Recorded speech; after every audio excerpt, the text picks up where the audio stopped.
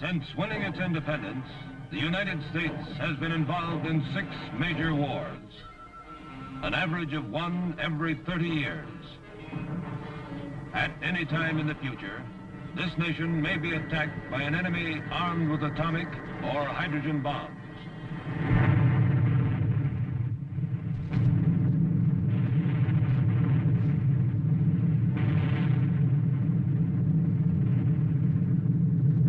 This is the film chronicle of an event that could take place in any target city. It's called Bombproof.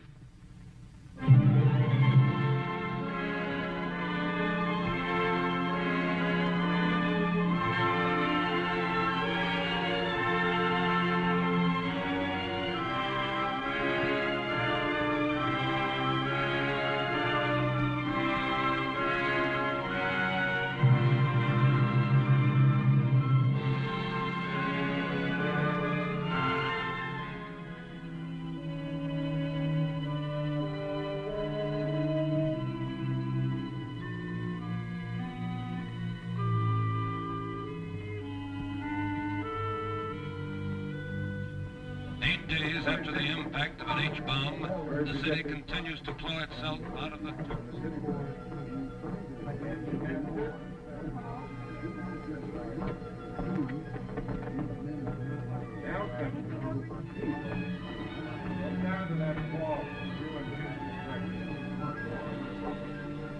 Area 1. Yeah. Ask him to come back.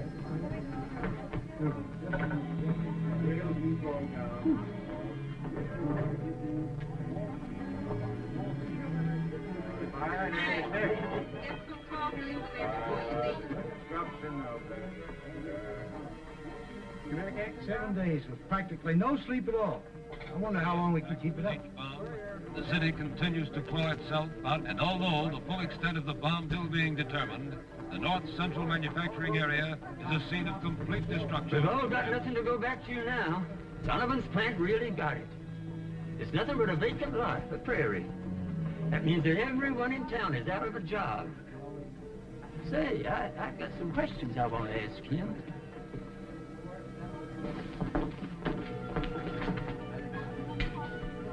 Mr. Donovan, I'm Fred Bates. I've been working for you and your dad before you for 40 years.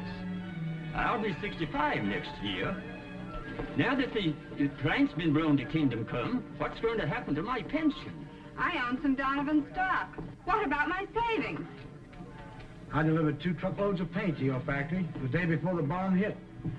I didn't even have time to bill it. I got 10 days of back pay coming. What's the matter with you people, Ben? You know there's a war going on? Our plant has been destroyed, but the company is still in business. In addition to being Civil Defense headquarters, this happens to be the temporary office of the president of Donovan Manufacturing. Brother. You're going to get your pension. Madam, your investment is safe. You'll be paid for your paint within 90 days. You'll have your job back in less than 90 days. Now, that's a lot of baloney, Donovan. Your factory is nothing but a big radioactive hole in the ground. You're through. I'm through. We're all through. We might as well go live in caves. Charlie, you can just thank God you happen to be wrong. We've got the people to start over again. Our records are still intact. Records? Big deal. Records? What good are records? The factory's gone. The foundation's gone even. The records are the new foundation. Listen, all of you. I want to tell you something that you don't know. This goes back to 3 years ago. And something that began one day in my office during an evacuation drill.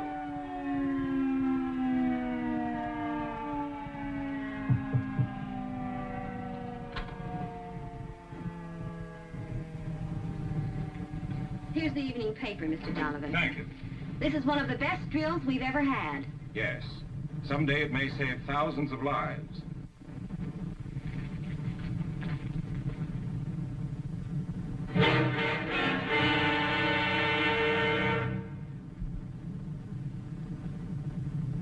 What would happen if an H-bomb hit this plant? Complete destruction. It would probably mean the end of Donovan Manufacturing.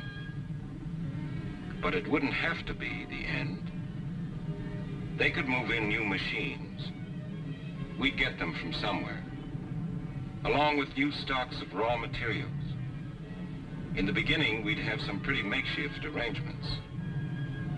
But with our people saved and filled with the will to win, we could carry on. But one thing is sure.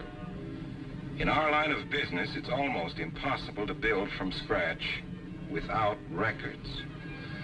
People and records. We can evacuate people or get them to shelter. But how can we save our records? Yes? Mr. Donovan, you asked me to buzz you when Mr. Stone got back in. Thank you. Yes? Caleb, how about that integrated CD plan? How's it shaping up? It's coming along fine, J.B. I'm working with Louis Aiken of Civil Defense, our industry representative. As a matter of fact, he's coming over this afternoon.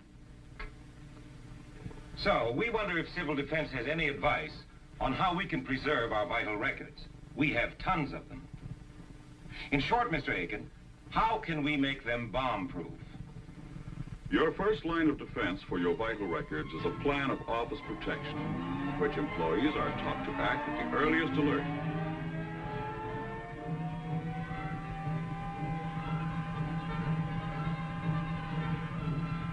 Records stored in the company vault will have good protection. Unless your plant happens to be in the inner ring of total destruction. Total destruction? Yes, total destruction. Directly under an H-bomb burst, you could have a hole a mile wide and 175 feet deep. The only sure method of protecting vital records, whether it's company records or just a few personal documents, such as a birth certificate, is to duplicate them and store them at dispersal points safely outside the target area. There are 4 ways of duplicating your records. You can make handwritten copies, typewritten duplicates, carbon copies, or photocopies. Which do you recommend? It depends on the nature and number of records to be duplicated. J.B., I know our records are important, but it just isn't practical to copy them all. We have at least 300,000 documents. It would cost a fortune to copy them by hand or typewriter. I don't go for these hand or typewriting methods of copying either. Too many chances for errors. How about photocopying? 300,000 photostats and blueprints costing at least $1 apiece?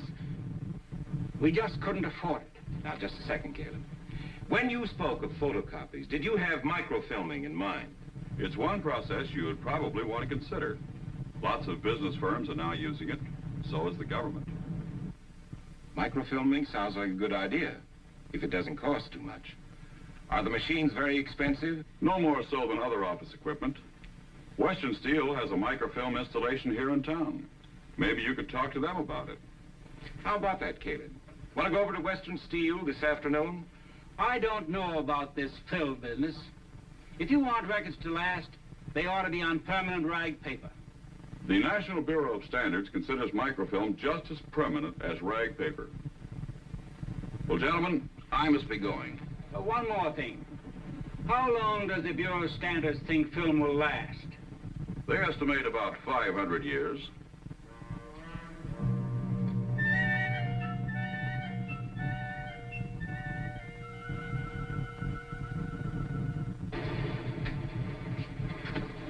This is our microfilming section. This is a combination recorder and reader. This machine automatically feeds documents of assorted sizes into the recorder.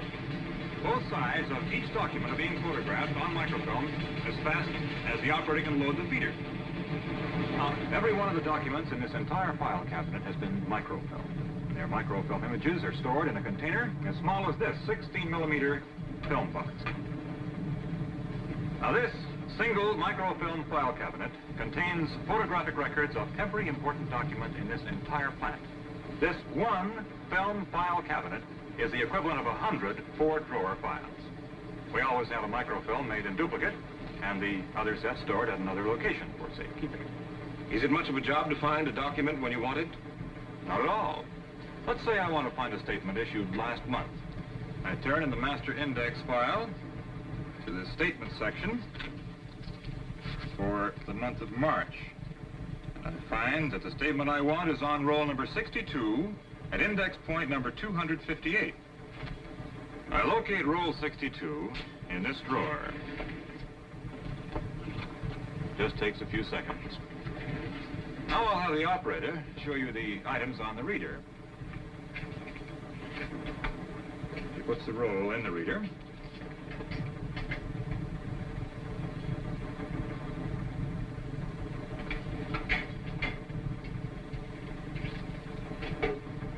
Then she turns the film until the reference number appears on the index meter.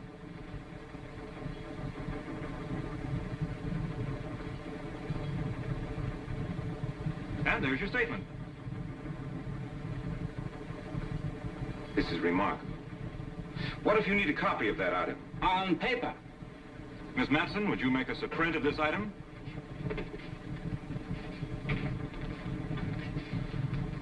By the way, where do you have the actual roll of film developed?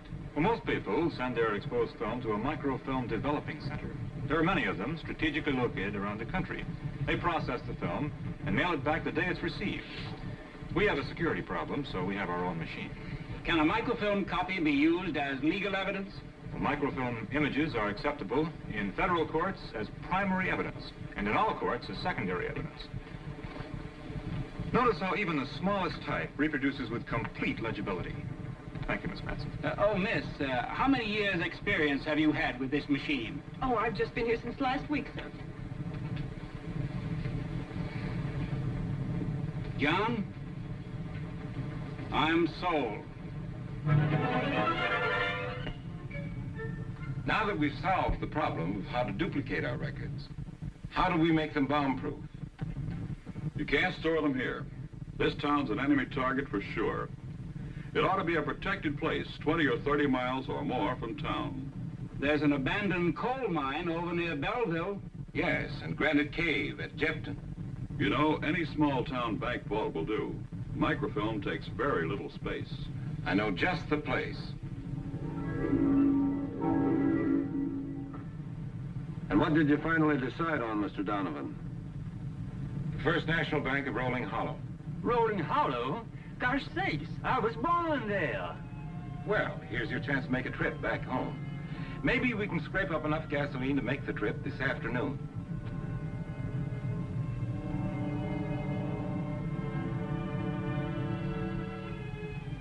Fred, here's the container with your pension record in it.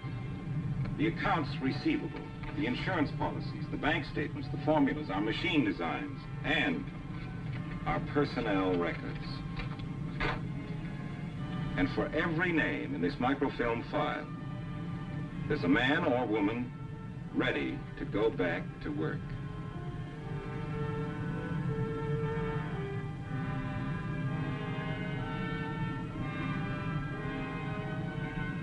We've got every document the company needs to get on its feet again.